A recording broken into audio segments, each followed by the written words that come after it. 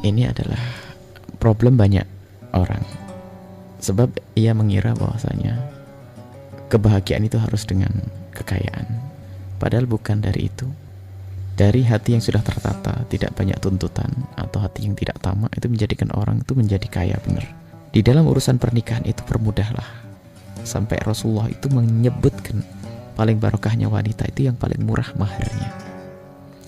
Nah, kalau ada seorang laki-laki melamar seorang wanita, kemudian wanita itu menolak karena laki-laki itu belum punya pekerjaan, maka wahai Anda seorang laki-laki, bersyukurlah. Karena Anda kalau seandainya pun Anda punya uang, Anda diterima oleh keluarga tersebut, dia bukan menerima Anda atau Anda menerima uang Anda, maka Anda telah salah pilih. Jadi di saat Anda mengajukan lamaran dengan kemampuan Anda, maka Anda harus punya keyakinan bahwa di saat Allah tidak mengkabulkan di satu rencana, itu bukan berarti Allah tidak cinta kepada Anda. Justru karena Allah cinta, ada yang lebih baik lagi, Anda akan dipindahkan ke tempat lain. Jadi jangan seolah-olah, wah saya sudah tidak laiku, saya tidak begini, tidak mau menikah, saya kecewa. Oh tidak. Ada seorang besar, jadi untuk meminta itu tidak ada masalah dan tidak boleh gengsi. Kalau orang menginginkan sesuatu yang baik, harus dengan cara yang baik dan tidak malu. Ada sebuah contoh, Sayyidina Umar ibn Khattab menginginkan putrinya. Ini kebalikannya, laki-laki melamar wajar. Anda laki-laki melamar wajar dan ditolak tidak ada masalah. Dari sini tidak ditolak, di sini tidak diterima, pindah lagi, gak ada masalah. Dan tidak usah berkecil hati. Bahkan seandainya ini kebetulan pertanyaannya adalah malah melamar ya, kami anjurkan kepada para wali-wali yang mempunyai anak perempuan, jangan menunggu diminta, akan tapi meminta melamar pun boleh bagi seorang wanita. Ini dicontohkan oleh orang hebat. Siapa? Sayyidah Khadijah Al-Kubra. Ini saya masukkan sekali ini. Sayyidah Khadijah Al-Kubra adalah wanita yang cerdas. Tahu di Mekah ada seorang baik, seorang soleh, perilaku yang baik, perangai yang baik. Waktu itu adalah Nabi Muhammad, Rasulullah belum jadi Nabi. Siti Khadijah tidak mau ketinggalan, mengirim keluarganya untuk melamar Rasulullah Sallallahu Alaihi Wasallam.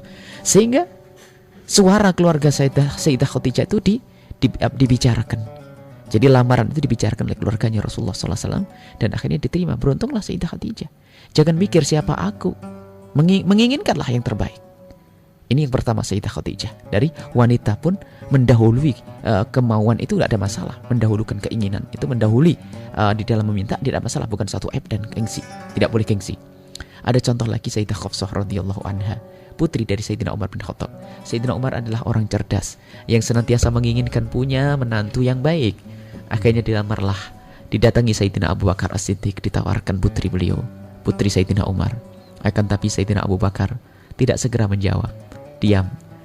Lalu faham Sayyidina Umar kalau Sayyidina Abu Bakar itu nolak. Pindahlah Sayyidina Umar kepada Sayyidina Uthman bin Affan.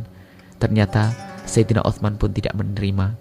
Akhirnya Sayyidina Umar bin Khattab mengadu kepada Rasulullah Sallallahu Alaihi Wasallam dan dijawab oleh Rasulullah. Saat mengadu, ya Rasulullah, aku pengen punya menantu yang baik, orang-orang soleh. Akan tapi orang-orang soleh yang aku sodori putriku tidak mau menerima. Abu Bakar menolak, Uthman menolak. Ya Rasulullah, apa jawab Rasulullah? Wahai Umar, ketahuilah, yang akan menikahi putrimu adalah orang yang lebih bagus dari Abu Bakar dan Uthman. Sayyidina Umar gak kebayang, siapa, adakah orang yang lebih bagus dari Abu Bakar dan Uthman? Dijawab oleh Rasulullah, yang akan menikahi putrimu adalah aku sendiri. Subhanallah, di luar dugaan. Gak ngebayang kalau Sayyidah Hafsah bakal diterima oleh Rasulullah. Ternyata ini karena usaha. Jadi Allah akan menilai dengan usaha. Jadi ini para wanita, para wali murid, para wali wanita yang mempunyai anak putih, anak gadis, anak putri, anak gadis, jangan ragu untuk meminang anak laki-laki, bertanya. Jangan nunggu, mohon maaf, anak kita sudah model pas-pasan, akhlak kurang barangkali. Sudah begitu menunggu siapa yang datang. Jadi kita datang tidak apa-apa. Lah ini wanita, apalagi sebagai seorang laki-laki seperti yang ditanyakan tadi.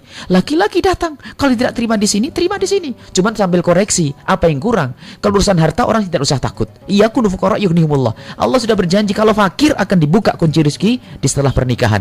Kan tapi barangkali perlu koreksi masalah akhlak ya, masalah agama. Mungkin aku kurang baik akhlakku, mungkin adabku kurang baik, atau kurang memohon kepada Allah SWT. Itu bagus, sambil tetap berusaha. Tapi jangan sampai Anda menunda pernikahan gara-gara Anda tidak punya uang.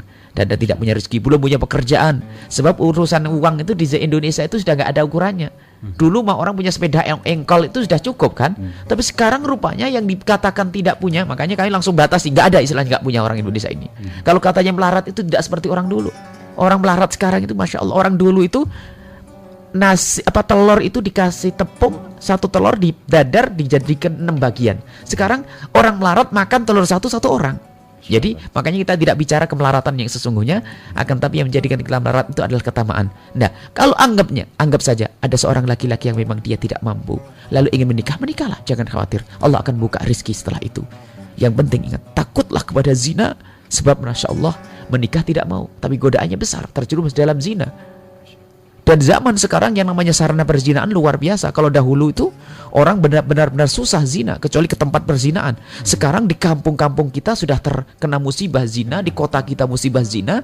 Kalau sudah pernikahan ini tidak digampangkan, maka ketahuilah kita akan terjerumus dalam kehinaan. Dan kami himbau kepada para wali wanita, para bapak yang punya anak gadis, jangan bersusah urusan pernikahan. Yang penting agama. Itu yang bakal memuliakan anak kita. Jadi himbauan kami adalah kalau sudah tidak diterima satu orang, pindah. Jangan terlalu dipikirin, nanti capek. Koreksi ya, pindah lagi. Tidak terima, pindah lagi. Ketahuilah atas usaha Anda, Allah akan membalas. Allah akan menilai. Selagi Anda berusaha, Allah akan beri nanti. Dan nanti insya Allah akan diberi yang istimewa. Jadi intinya tidak boleh putus asa. Anda terus berjalan sambil membenahi akhlak kita sendiri. Barangkali mereka menolak karena akhlak kita yang tidak baik. Itu saja, wallahu a'lam bishawab.